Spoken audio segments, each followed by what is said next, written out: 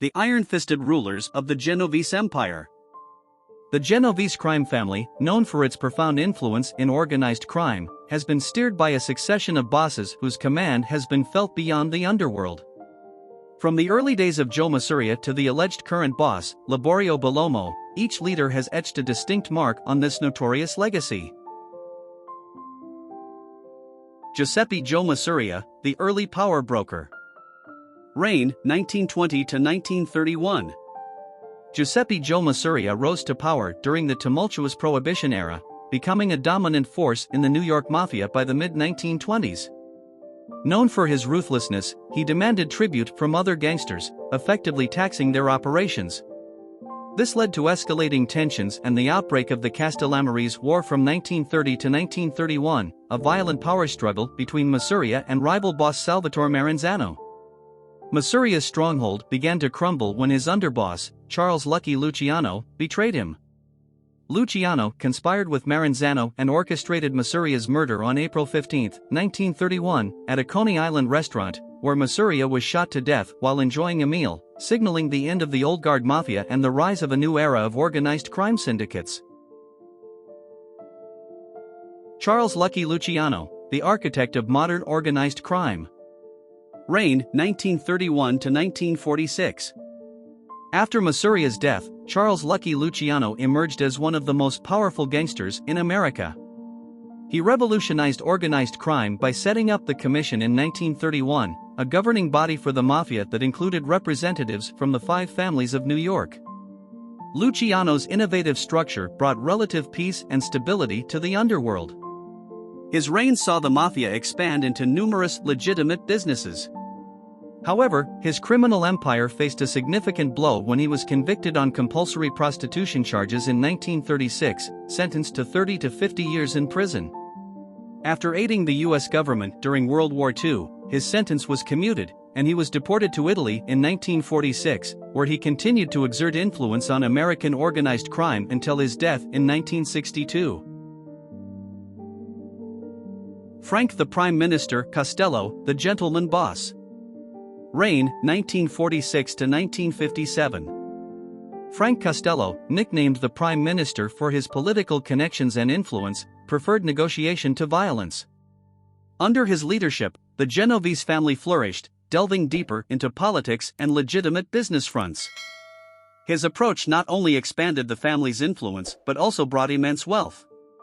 Costello survived an assassination attempt in 1957 by Vito Genovese's henchman, Vincent Jiganti, which persuaded him to retire, handing the reins to Genovese. This attempt on his life, combined with pressure from the Kefauver hearings, which spotlighted his criminal activities, influenced his decision to step down as boss. Vito Don Vito Genovese, the namesake's ambition. Reign, 1957 to 1969. Vito Genovese was a man with boundless ambition, and his maneuvering to take over the family is storied in mob lore.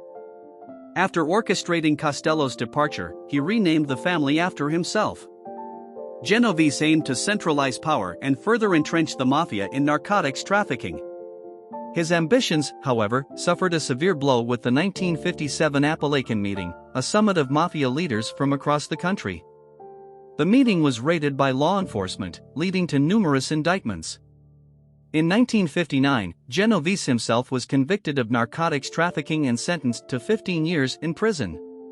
Despite being behind bars, he continued to command the family until his death in 1969, using intermediaries to communicate his orders. Thomas Tommy Ryan Eboli, the acting figurehead. Reign, acting 1969 to 1972. Thomas Eboli, also known as Tommy Ryan, took the helm of the Genovese family as an acting boss following Vito Genovese's imprisonment. Eboli struggled to maintain the same respect and authority as his predecessor, with many in the underworld viewing him as a mere placeholder rather than a powerful don. His leadership faced significant hurdles, not the least of which was his financially straining passion for boxing promotions, which some say led him into deep debt. His failure to repay a substantial loan from Carlo Gambino, head of the Gambino family, was rumored to be the motive behind his assassination. On July 16, 1972, Eboli was gunned down in Crown Heights, Brooklyn, his murder signaling the volatility and dangers of leadership in the New York Mafia. Philip Benny Squint Lombardo, the Phantom Boss. Reign, 1972 to 1981. Philip Benny Squint Lombardo, known for his ability to avoid the spotlight, assumed control of the Genovese family in a time of need for stability. He was rarely seen and hardly known to the public and law enforcement, which earned him the nickname the Phantom Boss. His tenure saw the Genovese family strengthen its grip on labor racketeering, loan sharking, and illegal gambling. Lombardo's inconspicuous leadership style allowed him to retire quietly around 1981 without ever having spent a day in prison for his mafia activities, a testament to his cunning and caution in an era when many of his contemporaries were falling to law enforcement efforts. Anthony Fat Tony Salerno, the Front Boss Facade. Reign, 1981 to 1986. Anthony Fat Tony Salerno, with his fedora and cigar, was the quintessential image of a mafia boss and served as the front for the actual boss, Vincent Jiganti. Salerno's role as the Genovese figurehead led to his indictment as part of the historic Mafia Commission trial of 1985 to 1986. Salerno was convicted on RICO charges, including a share in the commission that oversaw the American Mafia. He was sentenced to 100 years in prison, revealing the success of law enforcement's strategy to use the RICO Act to dismantle the organized crime hierarchy. Vincent the Chin Jiganti, the enigmatic leader. Reign, 1981 to 2005. Vincent Jiganti, also known as the Chin, was one of the most enigmatic figures in Mafia history. Officially taking over as boss in 1981 while fronting Salerno, he led through a combination of shrewd tactics and sheer brutality. Jiganti maintained his leadership through an elaborate act of pretending to be mentally ill, often seen wandering the streets in his bathrobe and slippers, mumbling incoherently. This crazy act made it difficult for authorities to prove he was running the family. It wasn't until 1997 that he was convicted on racketeering and conspiracy charges, after several of his close associates turned government witnesses. Jiganti continued to lead the family from prison until he passed away on December 19, 2005, in the federal prison in Springfield, Missouri, marking the end of one of the most cunning and bizarre chapters in the history of organized crime.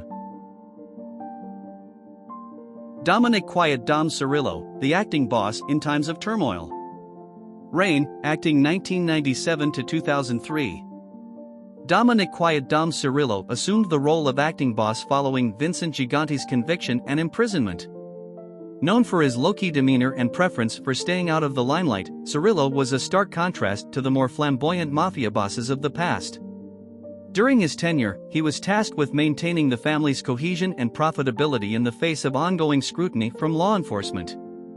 Cirillo's term as acting boss came to an abrupt end when he was indicted in 2003 on extortion and other charges, illustrating the continued pressure the family faced from federal authorities. Matty the Horse Ianiello, the transitionary old-school leader. Reign, acting 2003 to 2005. Matty the Horse Ianiello, a throwback to the days of classic organized crime figures, stepped in as acting boss after Cirillo's indictment. With a long history in the mob dating back to the 1960s, Ianiello had been involved in a range of criminal activities, from gambling to labor racketeering. His traditional approach to running the family's affairs was challenged by the modern era of aggressive federal investigations. Ianiello's leadership was ultimately interrupted by his own legal troubles, culminating in his guilty plea to racketeering charges in 2005 that led to his incarceration. Dany the Lion Leo, the brief resurgence. Reign, 2005 to 2010. Dany the Lion Leo took over the reins in the post-Ianiello period, aiming to revitalize the Genovese family's power and profitability. Leo's tenure was marked by efforts to re-establish the family's traditional revenue streams while exploring new opportunities. However, the revitalization was short-lived. In 2007, Leo was sentenced to 5 years in prison for extortion and loan sharking. He was released in 2009 but was returned to prison in 2010 on additional charges, including racketeering and conspiracy, demonstrating the ongoing cycle of leadership interruption by law enforcement actions. Laboro Bomo, the contemporary chieftain. Reign, 2010-present. Laboro Bomo is the reputed current boss of the Genovese crime family. His leadership signifies a shift back to the roots of mafia discretion, avoiding the limelight and keeping a low profile. Bomo's exact activities and the full extent of the family's operations under his command are not well documented, a testament to the secretive nature of his reign. This obscurity is part of a strategic return to the shadow approach of leadership, which has traditionally served the mafia well. Despite the technological advances and new methods employed by law enforcement, Bomo's tenure at the helm of the Genovese family has so far been marked by the apparent stability and continuity of power, suggesting a savvy adaptation to the challenges of organized crime in the modern era.